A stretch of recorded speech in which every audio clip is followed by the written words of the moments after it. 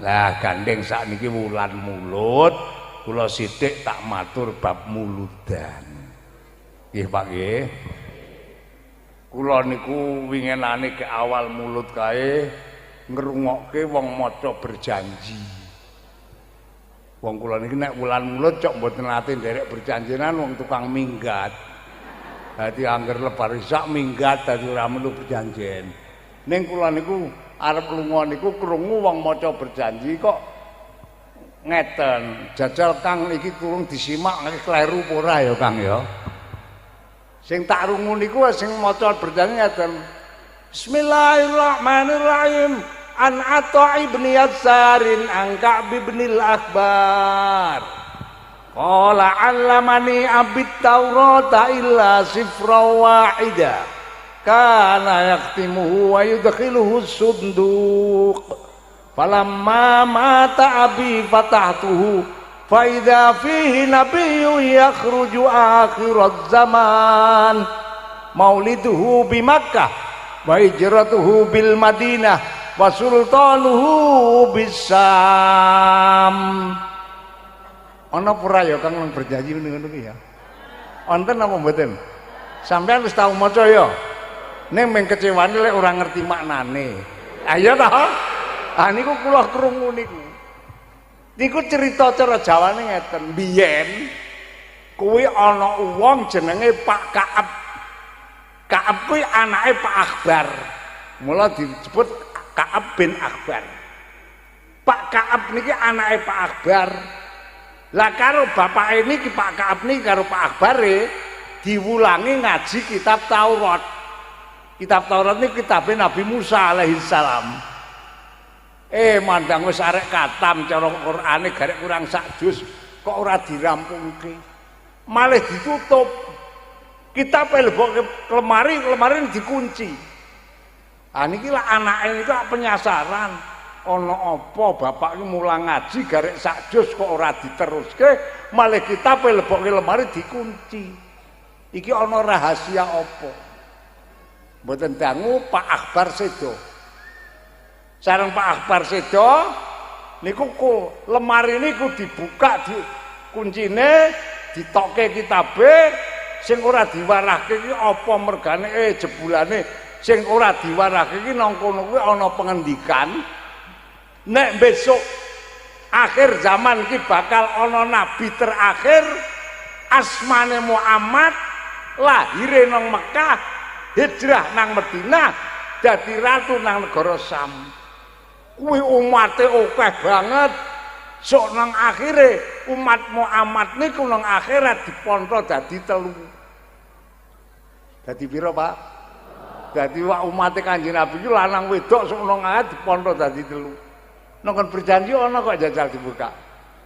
Thulutsu yadkhulunal jannata bi ghairi hisab. Sak pertelon sing pertama umate Kanjeng Nabi Muhammad dilebokke swarga tanpa hisab. Allahumma wa tulutu ya'tuna bi dzunubihim fayughfaru lahum. Pertelon sing nomor 2 umate Kanjeng Nabi Muhammad disowanke nang ngersane Allah nggawa dosa akeh ning dosane wis di ngapura. Merga sadurunge mati dheweke wis njaluk ngapura lan mertobat maring Gusti. Sing pertelon terakhir wa tulutu ya'tuna bidzunubi wa khotoya idzam. Sing sak pertelon nggawa dosa gedhe banget. Akhire tekan ngersane Allah, Allah dawuh karo malaikat, malaikat dalem umat Muhammad sak pertelon sing akhir kok timbangan. Bareng ditimbang malaikat rampung nimbang lapor Gusti sampun kula timbang rampung wajadna a'malahum minadz dzunubi ka'amsalil jibal. Gusti dosane ageng-ageng sangat sak gunung-gunung. Niki lajeng dos pundi Gusti? Gusti Allah ngendika ayo lebokke neraka wong dosane akeh. Malaikat mesom belani sampean lho Kang. Lebetaken neraka Gusti ghairu annahum yasyaduna an la ilaha illallah wa anna muhammadar rasulullah. namung sinaosa dosane gedhe sak gunung-gunung engki ambake ahli syahadat Gusti. Ahli maca syahadat. Wong ki sing diarani wong ahli syahadat ki angger sedina sewengi lek maca syahadat ping 9 kuwi wong ahli syahadat. Mbok menawa sampean ya iya Kang. Anang di anggere salat 5 wektune iki ora godang. Wong salat 5 wektu ki lak jumlahe ana 17 rakaat to Kang. Nggih napa mboten? Tahiyate ki ana 9. Ana tahiyat awal, ana tahiyat tak hitungke nek ora ngandel. Salat zuhur tahiyate ping pira Kang? Awal karo akhir. Salat asar awal kalih.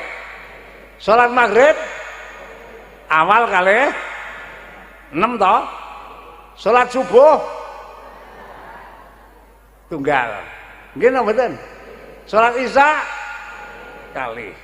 Berarti 9 to niku. Mongko setiap tahiyat menungso kuwi mesti angger wis asyhadu apa?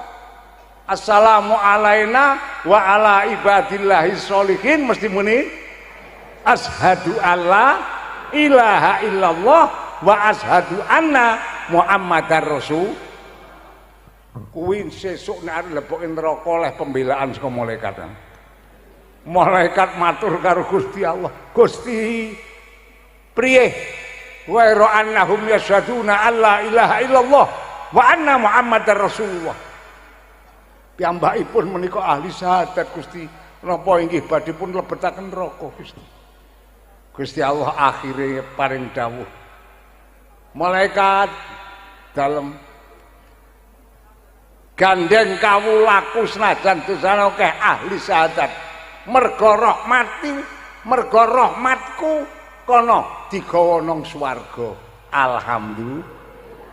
Ning kok malaikat kok wis digawe kon nggawa nang swarga kok ya usul meneh. Usule pripun? Niki dampirke neraka napa mboten? Wong dosane gedhe-gedhe. Ayo Gusti Allah ya ngendika, ayo dampirke meneh. Ora ketung 1000 taun lah mudah. La ilaha illallah. Jadi wong-wong sing didosa iki sok mlebu swarga ning dampirke neraka dhisik to. Ya, paham napa mboten? Paham napa mboten? Mula monggo ditlateni. Ning sampean tak kabari. Iki ning aja ngomongke lho Kang. Rahasia niki. Ya. Kula niku nemu nang gone kitab tafsir Jalalain. Buka-buka kitab tafsir Jalalain nang kono ki ana pengendikan.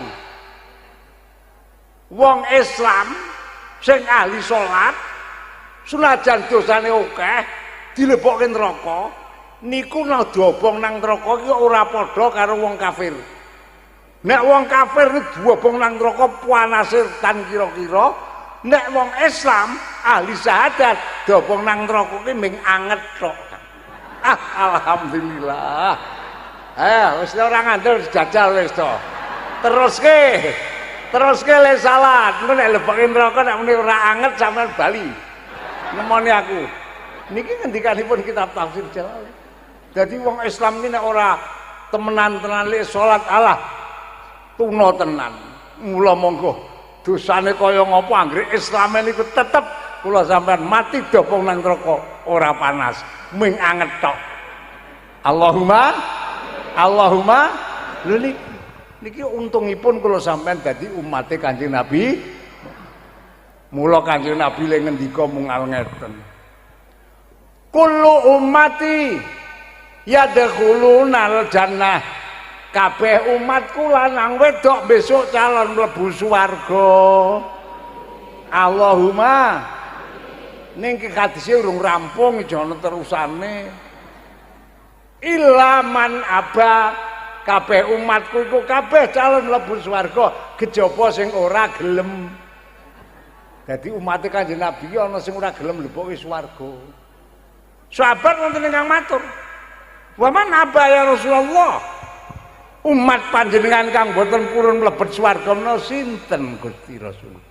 Kanjeng Nabi le ngendika, "Man tabi'ani faqad ata'ani wa man asani faqad aba." Wong-wong sing padha nderek tindak lampah ingsun yaiku umatku sing taat marang ingsun sing bakal mlebu swarga. ning wong-wong sing ora padha nderek maring tindak lampah ingsun ya iki wong-wong sing bakal mlebu neraka umatku sing ora gelem mlebu swarga iki sing ora nderek kasarane tembung pokoke wong urip ki angger ora tau salat wis neraka ngono ae wis ora peduli polisi ya apa temenan wong malaikat ku ora wedi karo polisi kok paham mboten wis pokoke nek arek kepengin mlebu swarga salat gitu ayo duwe bondo sepiro kae kok sampean ora salat tetep disate nang neraka wis ora kena ora paham mboten pupuk menangi sasi mulut maca selawat paling ora sedina songi oleh ping 1000 ganggu yu nek maca selawat ping 1000 kuwi nganti 3 jam ora nek sing wis rada lancar mari setengah jaman rampung karo nek dong glendeng lebar luhur tekan asar kae suwelik glendeng kok ya wong glendeng pel baluhur tekan asar wae betah kok maca selawat ping 1000 ora betah nggih nggih lah nek arep maca selawat sing ping akeh niku aja sing dawa-dawa selawate wong Kanjeng Nabi lek ngendikani maca selawat niku termasuk dingandake selawat sing mulangane Kanjeng Nabi lek mulangi cendak kok kados pundi Kanjeng Nabi anggen kula maca selawat dhateng panjenengan sallallahu ala Muhammad niki ulangane Kanjeng Nabi ngoten ning Kanjeng Nabi ugi mulangi selawat sing rada dawa lho Kang apa kula kemutan hadis sahabat Anas niku dipun ngendikani karo Kanjeng Nabi Anas kowe nek pendak malam Jumat atau dina Jumat maca selawat ya selawatipun kados pundi Kanjeng Nabi Allahumma sholli ala sayyidina Muhammadin abdika wa nabiyyika wa rasulika nabiyil ummi. Kok kowe gelem maca selawat ngono kuwi ping 70. Wong ki dosane 70 tahun dilebur kabeh.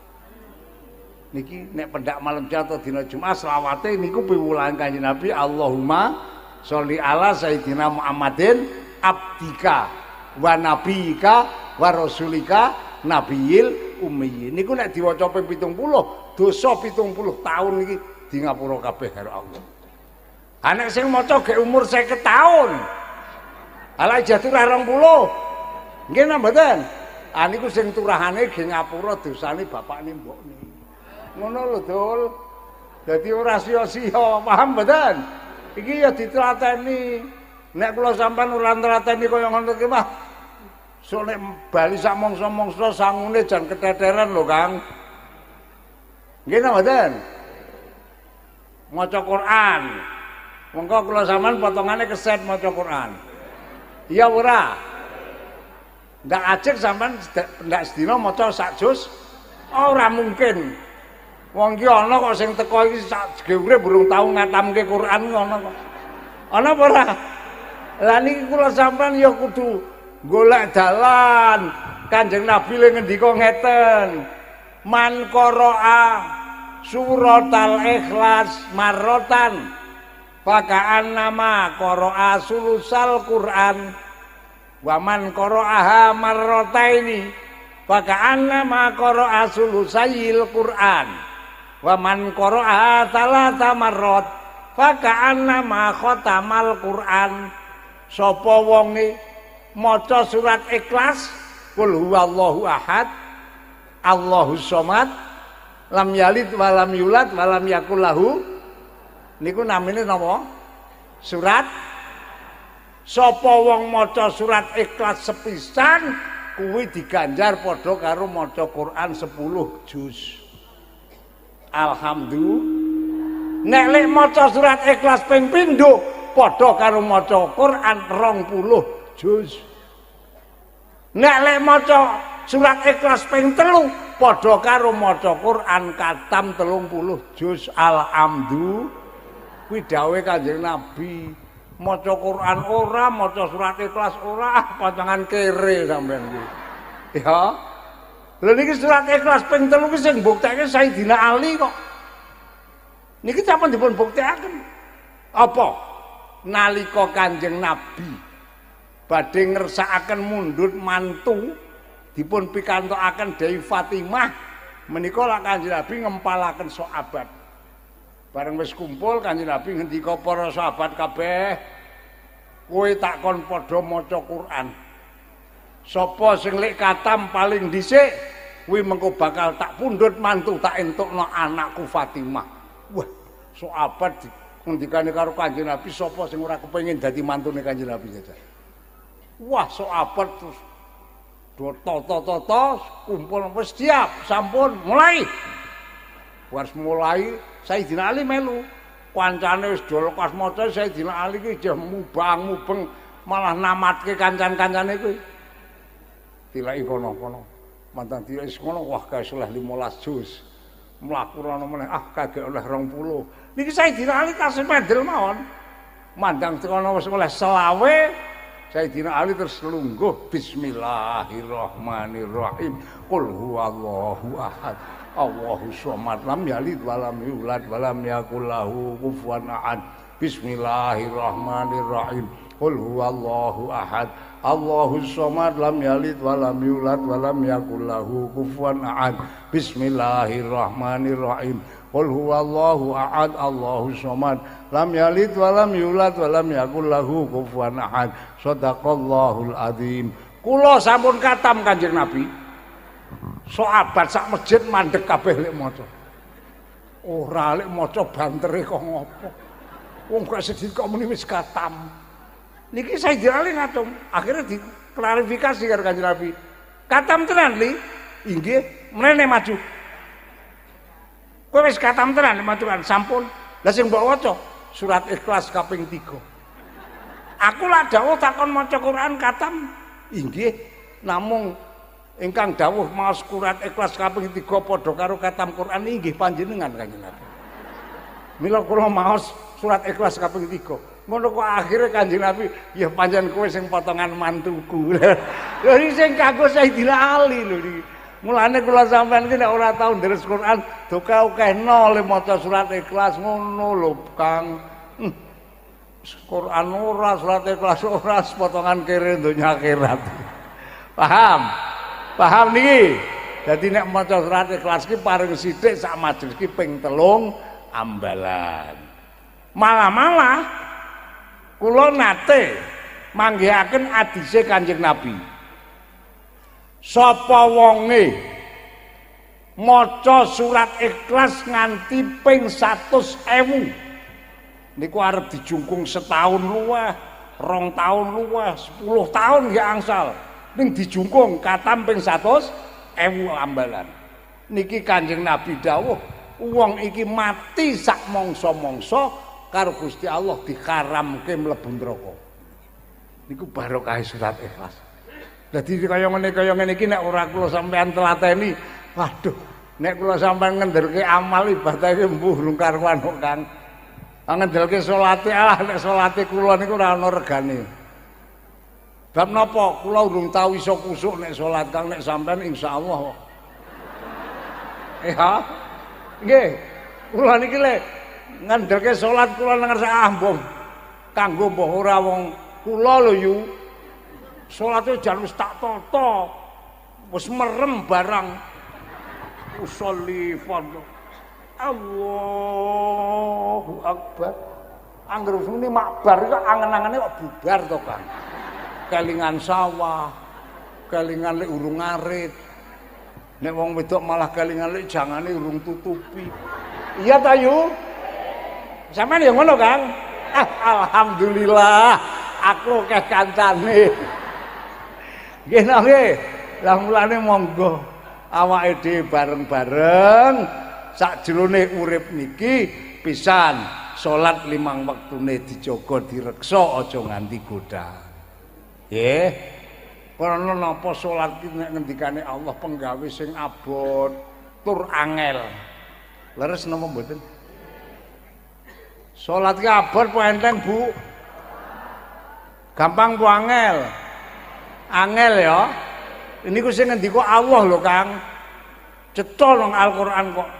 Wasta'inu bis-sabri was-shalah. Wa innaha lakabiratun illa 'alal khashi'in. Kowe kabeh padha nyuwuna pitulungan maring Allah. Bisa sabar tabah oleh padha nindakake merga salat iku penggawe sing abot. Niki ngendikane Allah. Tur angel. Ha abote pripun ngene lho. Nggon aku yu. Kayak kalau bulan ngarep kae. Tangga kula niku memantu. Dadekke nganten anake. Mandang wis tekan dinane pelaksanaan, ngantene le teko jam 12 kliwat 5 menit gek teko. Acara terus dimulai, dibuka, tetek bungek, serah terima, ana mau idoh ana tetek bungek, rampung didongani, rampung le acara niku jam 3:30. Dadi kabeh wong-wong sing do acara kono ora do luhuran. Termasuk sing digawe. Nggon aku kok yu. Digawe nganti lali ra luhuran ki wong nggon aku. Wong nggon sapa? Iki dadi salat ku penggawe abot. Leres nang mboten? Tur yo angel niki wau, masyaallah. Angger Allahu Akbar bubar. Kula niki kelingan winginane niku masyaallah. Wonten tangga kula tiyang wedok tuwa. Zuhur-zuhur nika liwat menjejere griya kula niku. Kula takone nanti to, Mbah? Kowe arek goleki putune takon luhuran wong wis dhuwur kok ora bali lah salat. Goleki mandang ketemu putune iki gek dolanan karet nih lho karo kancan-kancane. Terus diundang, "Nang, apa Mbah? Bali se salat wis luhur. Posek Mbah urung rampung le salat apa le dolanan. Ora tinggal sik bali salat. Posek Mbah urung lah tak kandhani Nang, ngopo Mbah? Lek bali salat sik engko baleni meneh. Salat iki kena ge goleki barang ilang." Lek ngandani putune kuwi. Aku lho ya penasaran. Iki wong tuwa iki piye kok salat kok kena goleki barang ilang terus tak cedhaki. Mbah, napa? Sampean mau le ngendika karo putune muni salat kena goleki barang ilang. Ha pancen kok. Ha kok pancen piye? Ngene lho Mas Kyai, aku kuwi mau gek urung luhuran, goleki dom ki mubret. Ora ketemu. Mandang aku salat begitu Allahu Akbar mak jedul. Oh adom ki tak tubelske nang korden kok ya. Mulane tak goleki ora ketemu. Mandang lebar salat tak jujuk ketemu. Aku niku sing jenenge salat ra kusuk. Kalau salat kok kelingan dom ya. Oh dadi salat niku angel. Mulane monggo do dijaga do direksa salate dijaga kanthi berjamaah. Insyaallah nek salat kula sampean ditindakake kanthi berjamaah iki salat kula sampean nang ngersane Allah ana regane. Allahumma wis sak derajat sak pangkate lah. Syukur iso 5 wektu jamaah terus ora-urane pokoke diupayake sedina sewengi aja nganti suwung saka jamaah. Ya Pak ya. Ya Bu ya. Nek bisa 5 wektu jamaah kabeh. Nek ora ya sedina sewengi aja nganti suwung saka jamaah. Bab kendikanipun Allah salat ki penggawe sing abot. Lah nek jamaah niku insyaallah kaya ngapa wujude salat iki karo Allah diparingi ana regane. Niku kula sing tak nggih pedoman ngendikanipun Imam Abdullah Ibnu Alwi Al-Haddad. Beliau niku ndikaken ngaten. Endi kapan ana papan mbah kuwi masjid mbah kuwi musala nang papan kono ditindakake salat fardu kanthi berjamaah. Tak contoke sing gampang. Nang musala kene nggone Pak Kyai Azhari gek do salat maghrib jamaah. Niki nalika salat maghrib berjamaah niki ditindakaken. Allah nimbali malaikat. Malaikat dalam kae kawulaku agi padha nindakake salat maghrib berjamaah nanggone musolane Pak Kiai Azhari kana tilek ana menapanipun Gusti imam sak makmume kae atine kusuk pura malaikat medun nilai atine imam nilai atine makmum kabeh dilai baris rampung matur Gusti Allah Gusti sampun kula tuweni sedaya imam sak makmume alhamdulillah mboten wonten ingkang kusuk. Ya. Nika imame Kaji Solihun. Makmume Pak Polisi. Dadi padha imame karo makmume lho ora kusuk. Terus dijawab ngene Gusti Allah ora duka. Malah dawuh meneh karo malaikat dalam mudhun meneh tileki menapanipun Gusti. Imam sak makmume ke rungokno wacan-wacane fasih apa ora? Imam rungokke wacane makmum rungokke kabeh. Rampung malaikat matur malih Gusti sampun kula pirengaken imam sak makmume mboten wonten ingkang fasih. Ngono inggih sebabe ompong sedaya. Apa jan biasane sing ajamaah iki wong ompong-ompong kok ya. Iki Allah ora duka kok. Dijawab ngene ora duka. Mudhun maneh malaikat mudhun maneh. Tileki maneh menapanipun Gusti. Lariane kae lempeng apa ora, rapet apa ora. Malaikat medhun maneh. Matur Gusti Allah Gusti lariane mboten lempeng mboten rapet. Malah nika wonten setunggal lari ingkang pingking piyambak namung tiyang setunggal. Mawon mapan nanggon lawang kadosipun assalamualaikum minggat nika mboten wirid. Gusti Allah akhire le dawuh pripun. Malaikat dalem. Senajan ora kusuk atine. Senajan ora fasih wacan-wacane.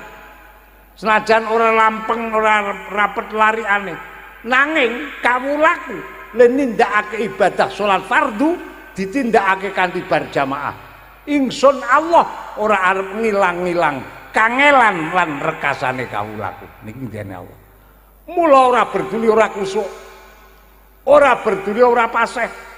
Ora berduli ora rapet ora lempeng lariane, cateten ganjarane. Pinten Gusti? 17 derajat. Alhamdulillah. Malaikat matur sinten ya Gusti? Makmum. Alhamdulillah. Ora kusuk oleh 17 derajat. Wes sampun. Meneh catet pinten Gusti? 17 derajat. Menika sinten Gusti? Imam. Aku mandang krungu makmum 17, imam ya 17 kok gelo to aku. Ha wong kula niki tok-toke nang omah cok dadi imam e wah. Mongko nek nggon rekasane imam karo makmum tetep rekoso imame kok Kang. Sampeyan ngandel apa ora? Wong nang desa iki imam kabar subuhe kelakon kok mentong dhewe. Adzan dhewe. Pujian sawen-wen dhewe. Krana ora ana sing teko akhire komat dhewe. Nek subuhan ya masyaallah. Kuwi wong rekasane dadi imam. Apa meneh kok imam oleh mangkat gegasian nek ngunggahi gegasian. Wah do nek-onekke sik karo makmume. Nek luhur kuwi lho Kang. Jam 12:10 menit pentongi dadani. Pujian gek maca selawat sepisan wis kamati. Sing nang jaban desa mlayu-mlayu bali koyo arep jamaah. Tekan omah gletake pacul karo arit. Narik ketu, klambi sarung sajadah. Bablas mlayu nang masjid. Dretake nang bancik mlebu kolah wisah wudu.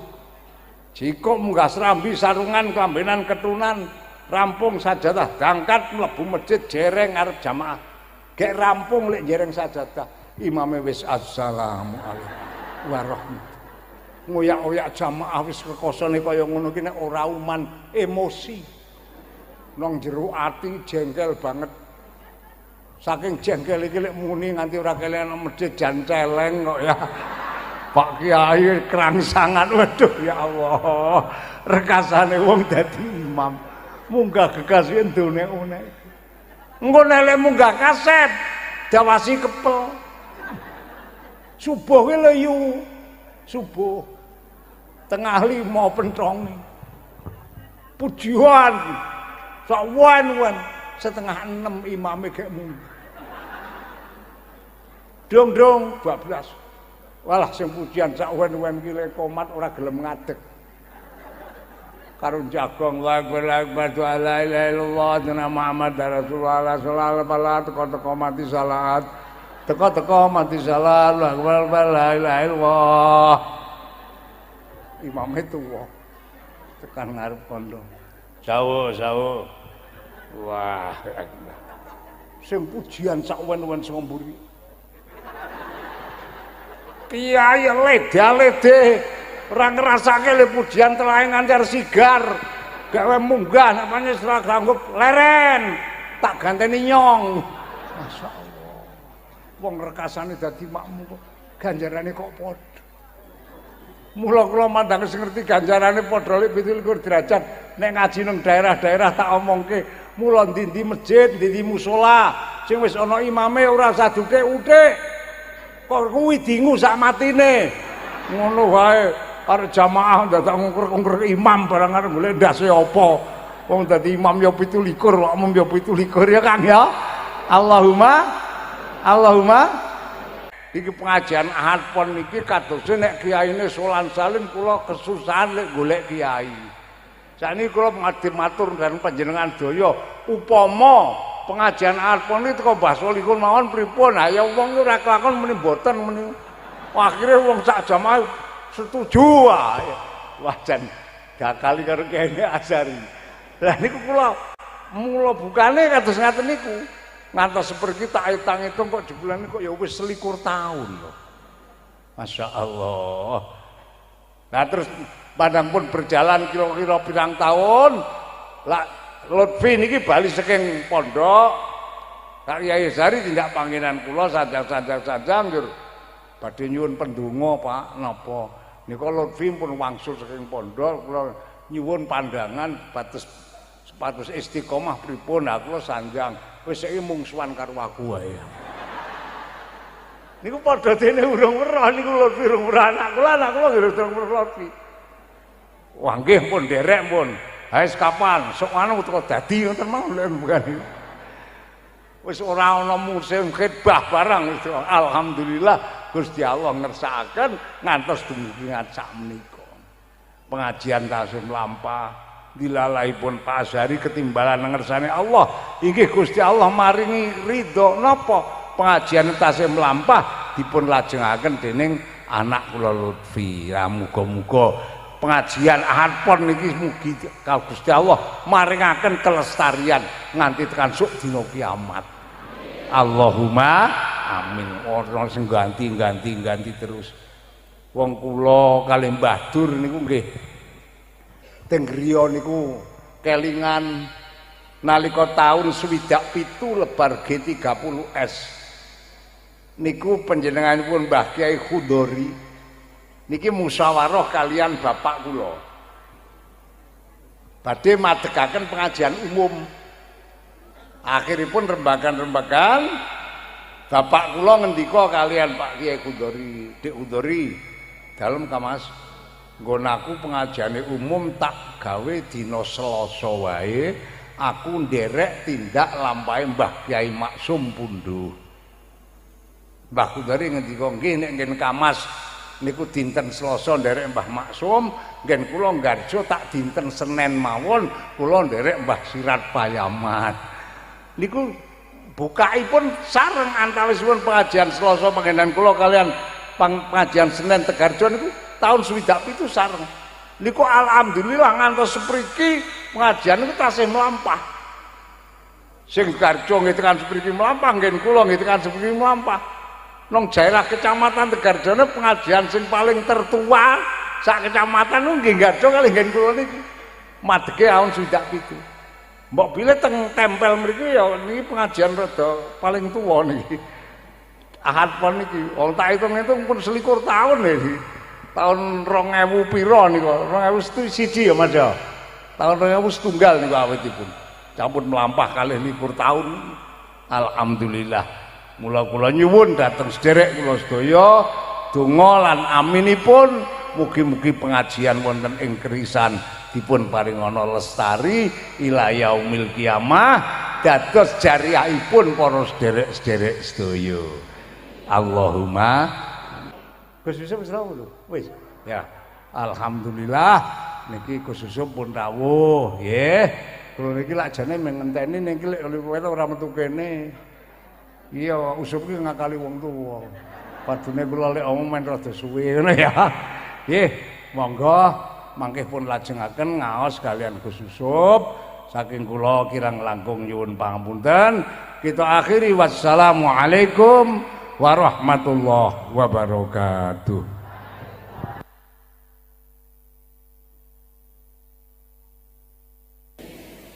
Kira-kira kula sampean kepengin bejo apa cilaka? Kepengin bejo apa cilaka, Bu? Bejo. Bapak pripun? Sedaya kepengin? Tak omongi, Kang. Kula niku mbuka hadise Kanjeng Nabi. Wong ki nek arep didadekke wong sing bejo donya akhirat, nang donya niki karo Allah diwenehi tetenger papat. Nek ora nyekeli tetenger papat iku aja ngarep-arep dadi wong bejo. Niku ngandikane Kanjeng Nabi. Ha apa patang perkara tetenger bejo niku? Kanjeng Nabi dawuh min sa'adatil mar'i antakuna zaujatuhu sholihatan wa ayyakuna auladuhu abrara wa ayyakuna khulatuhu sholihin wa ayyakuna rizquhu fi baladi.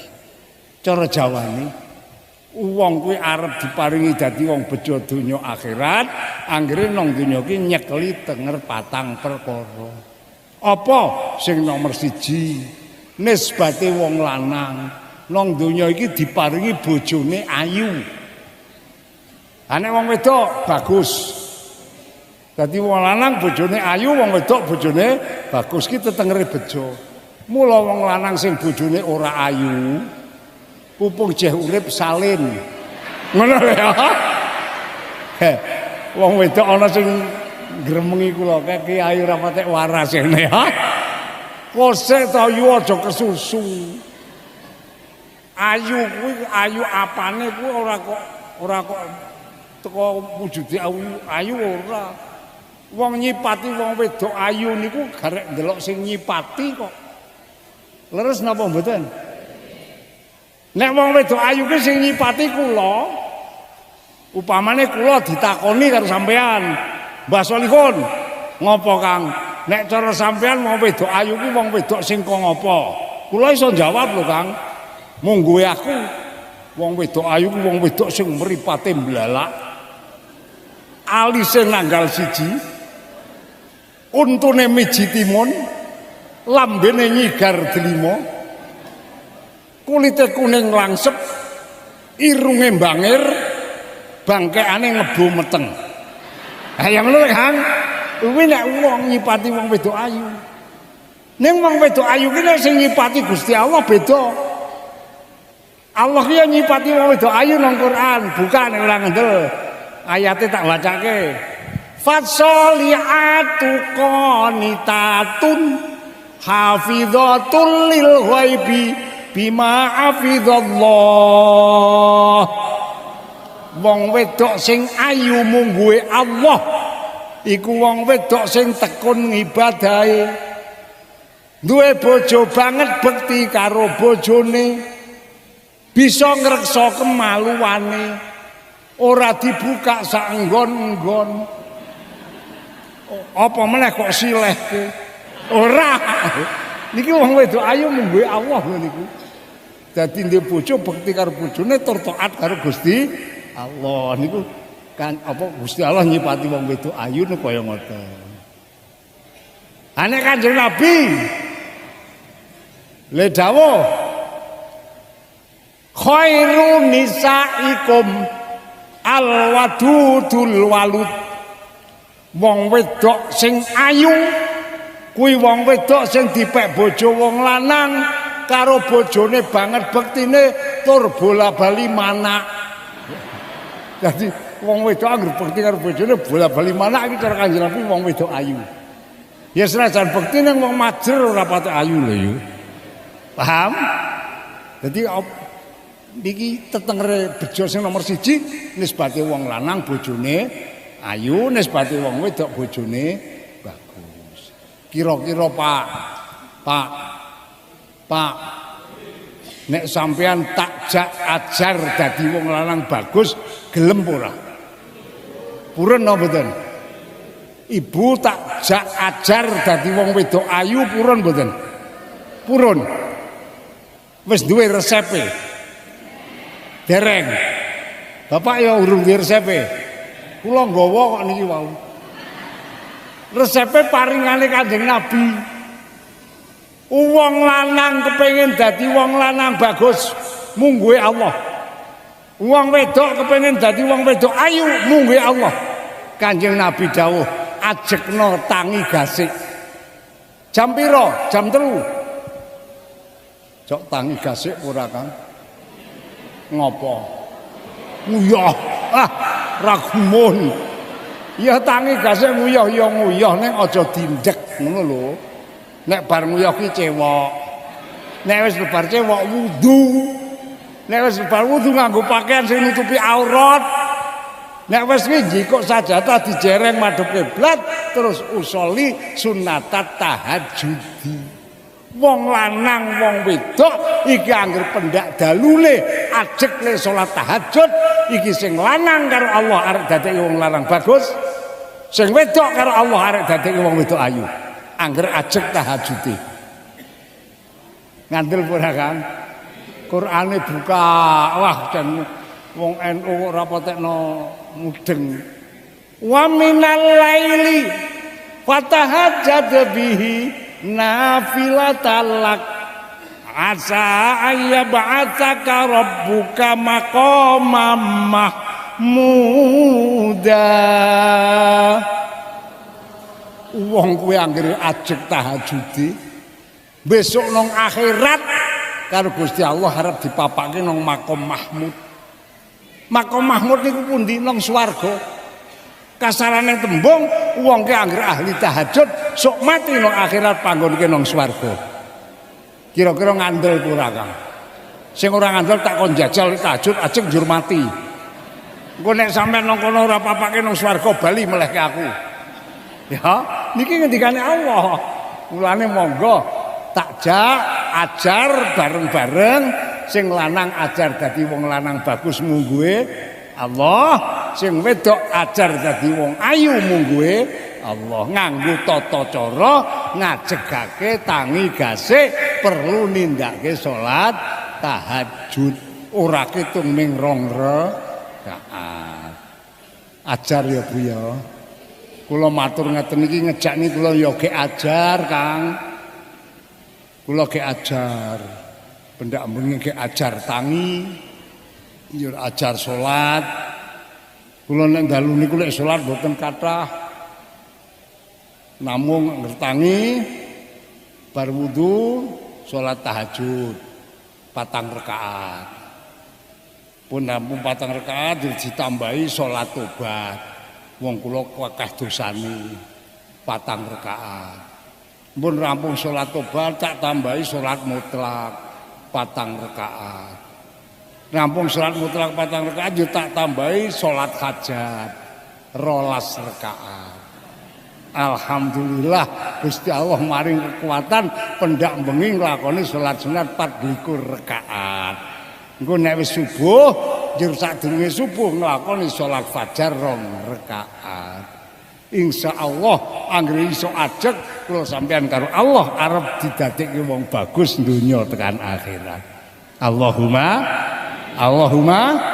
mula kula mboten wani perintah. Kula namung ngejak monggo awake dhewe do ajar bareng-bareng.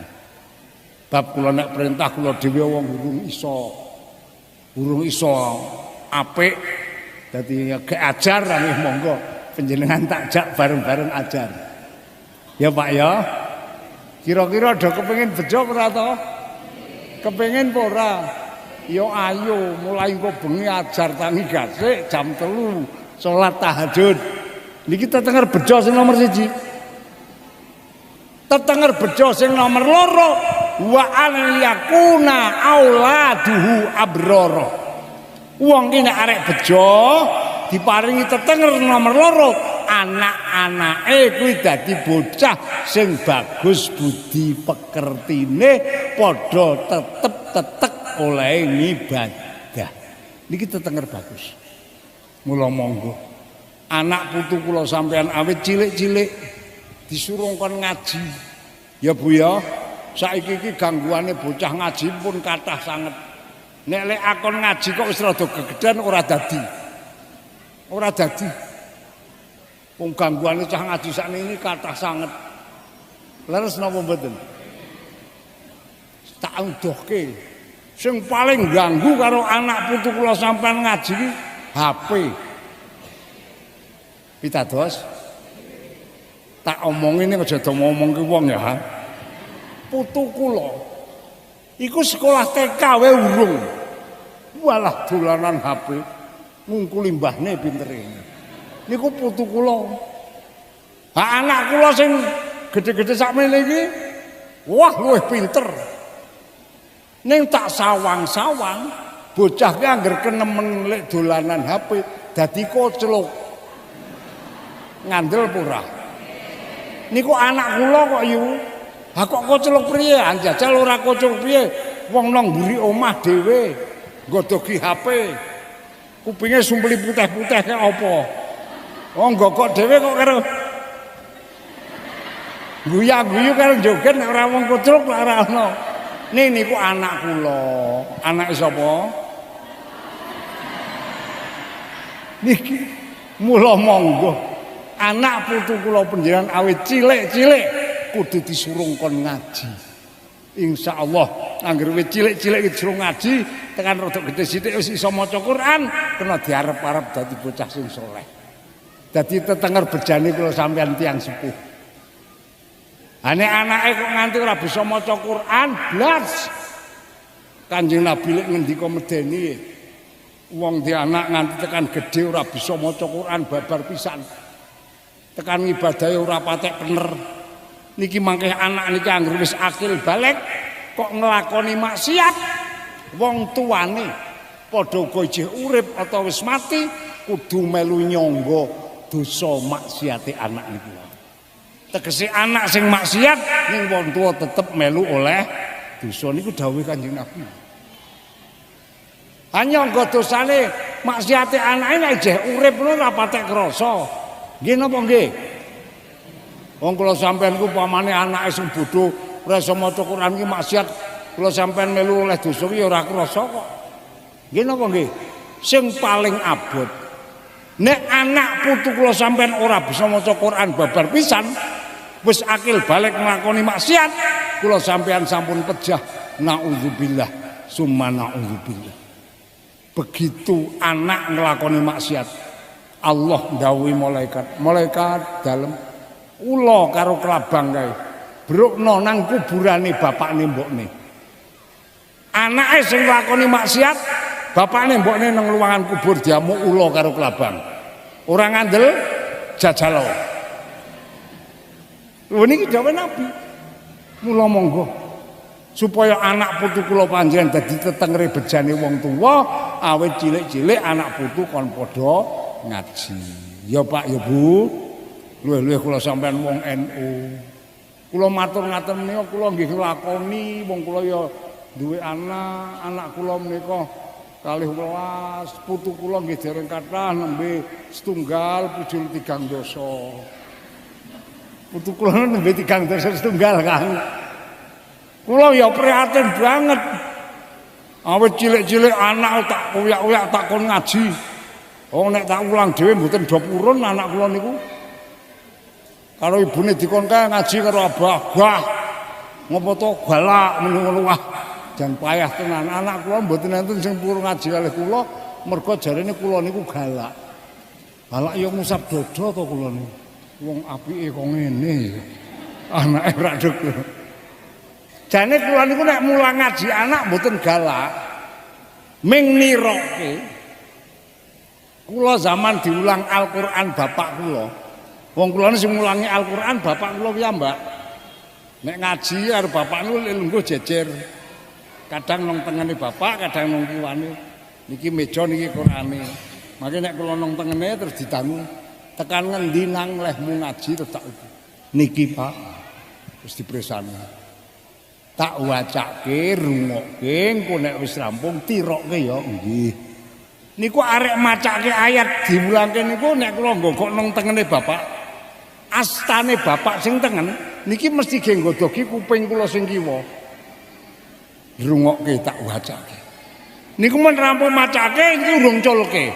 Mangke nek kula niroke ana sing kliru, keneng kuping niku. Dadi kula niku ngaji karo bapak niku setiap rampung ngaji urung tau ora nangis. Mesti nangis akhir rampung ngaji niku.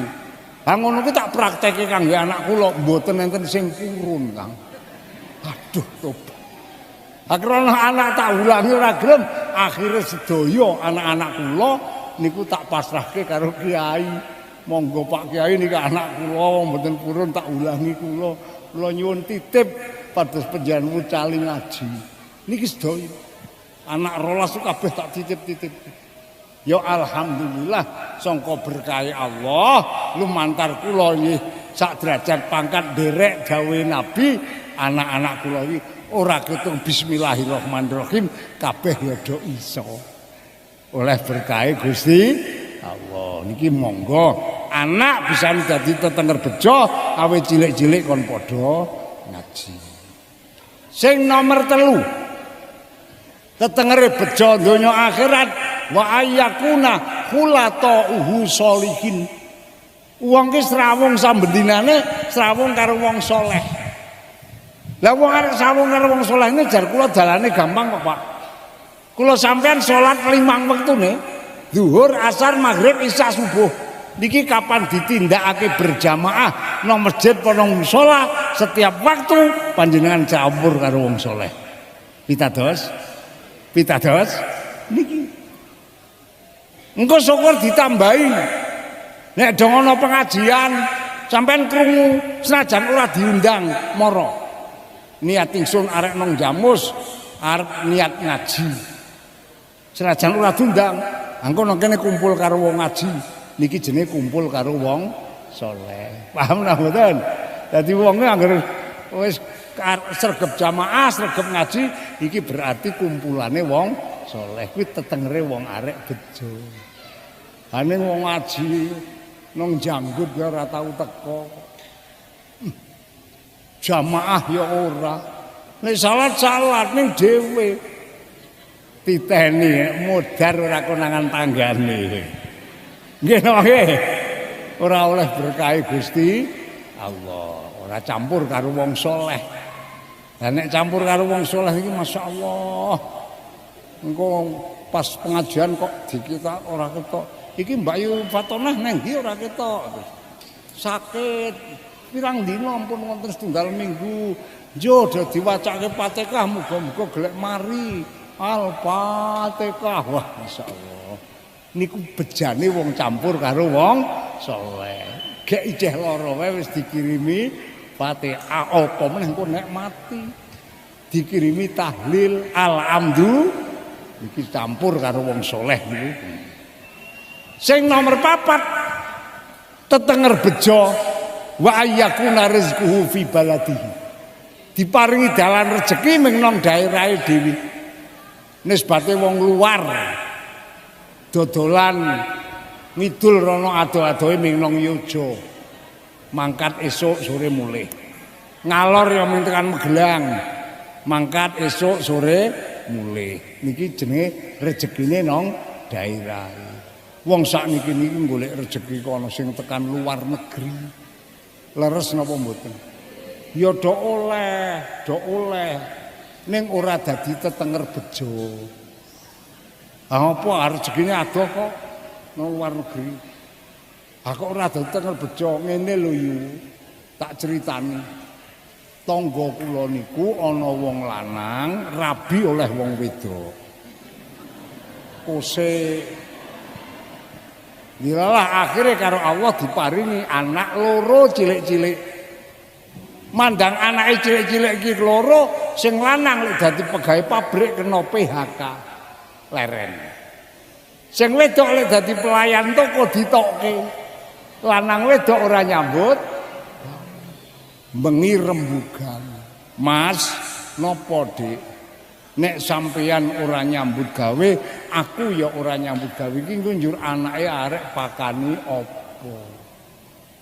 Sing lanang kondo, aku ki ya wis ikhtiar Dik, golek gawean rono mrene ning pancen karo Gusti Allah gurung diparingi. Sing wedok usul. Nek aku ya tak melu ada-ada nyambut gawe, sampean kira-kira oleh apa ora Mas? Ya oleh wong demi anak kok. Oleh ya wis nek aku diolehi, sesuk aku tak golek gawean. Meni ngono sing wedok. Mandang isuke lunga teko nang Departemen Tenaga Kerja. Daftarke TKW. Tenaga Kerja Wanita. Dilah daftar ke ketompo. Terus dikabari, Mbak sampean lek daftar TKW ketompo, sok Senin mangkat. Dateng pundi Pak kula? Kowe oleh giliran nyambut gawe nang Taiwan. Ah, bali omong sing lanang. Mas, nopo? Aku lek nyambut gawe daftarke teng Tenaga Kerja ketompo, sok Senin kon mangkat nang ndi nang Taiwan. Mula sadurunge mangkat aku matur karo sampean, sepisan aku njaluk ridane. Iya tak ridani wong demi anak kok, Dik. Ping pindhone njaluk pendonga muga-muga mangkat tekan baline paringi slamet, hasil maksud. Iya tak dongake. Ping telune Mas, gandeng aku lek mangkat dhewe, anak tak tinggal, iki tulung tak titipke sampean anake diopeni, engko nek aku lek nyambut gawe wis oleh bayaran, pendak sasi tak kirimi. Iya aja kuwatir jare sing lanang. Tenan sing wedok mangkat. Ditinggal sing wedok gak oleh sesasi aja sabar. 2 sasi sabar. 3 sasi aja sabar. 4 sasi dia sabar. Mandang oleh 5 sasi ditinggal sing wedok dicoba karo Allah. Apa? Anak cilik loro mencret kabeh.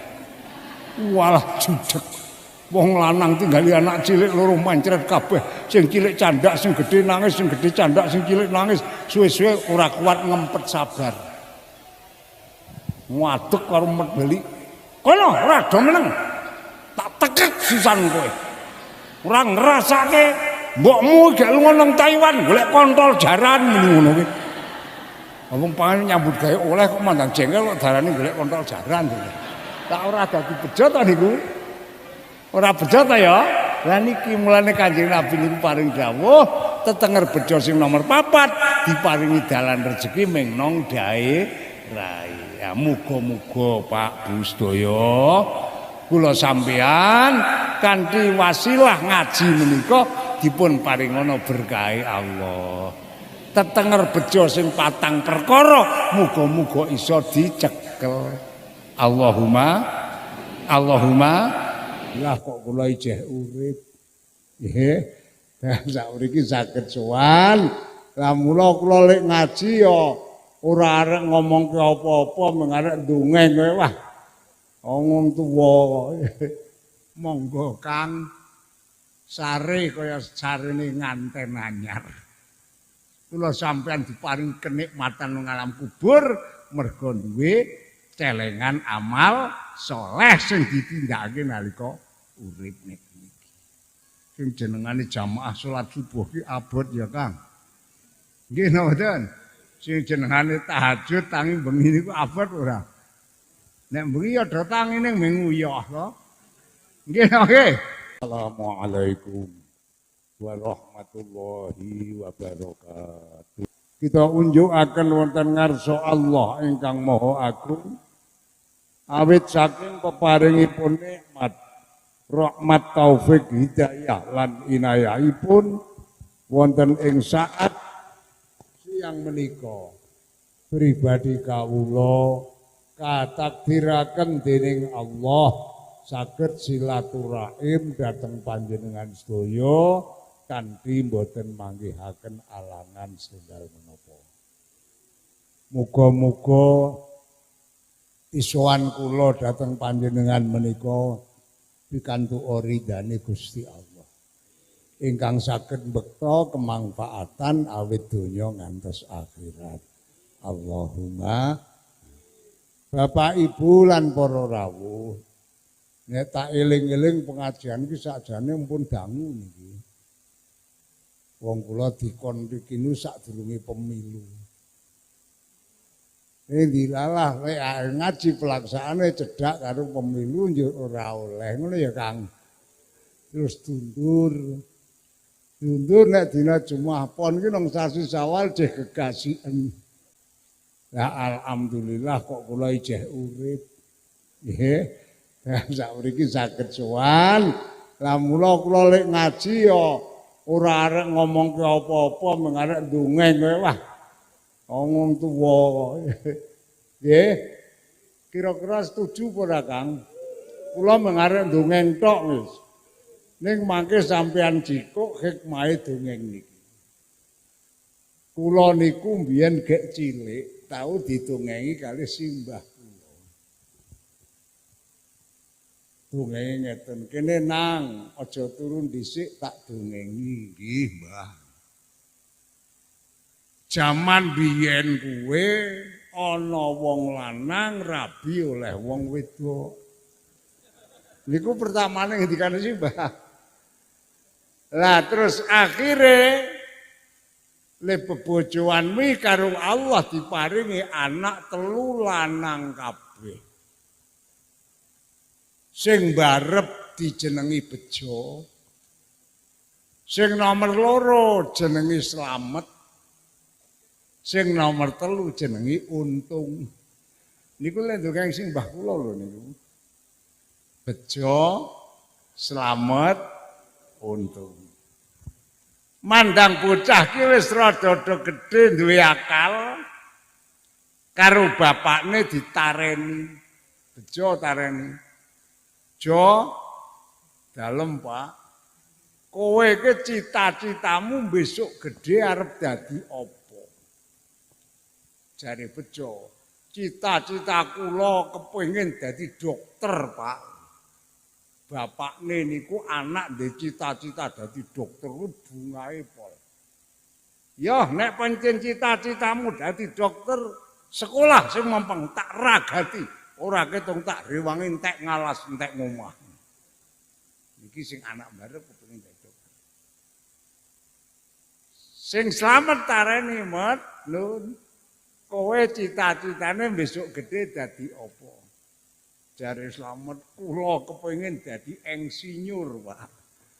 Oh iya, nek kowe kepengin dadi insinyur, sekolah sing nemen, tak ragati. Sing ragil namine Untung ditareni Untung dalem. Kowe cita-citamu besok gede dadi apa? Niki rada nyeleneh. Kula kok kepengine dadi kiai, Pak. Niki sing ragil. Bapakne niki mandang anake krungu arek dadi kiai lek semaur kiai ngoten. Sepele kae. Anek cita-citamu dadi kiai solo sak karepe njero priye? Nggih mondok. Kowe nek cita-citamu dadi kiai mondok karepmu, aku arep ora nyarati, ora ngragati. Niki wong tua waras napa mboten nggih? Wong anak 3 kok dibeda-beda. Sing 2 diragati kok sing siji. Namun ingkang cita-cita dados kiai iki senajan ora ragati tetep berjalan.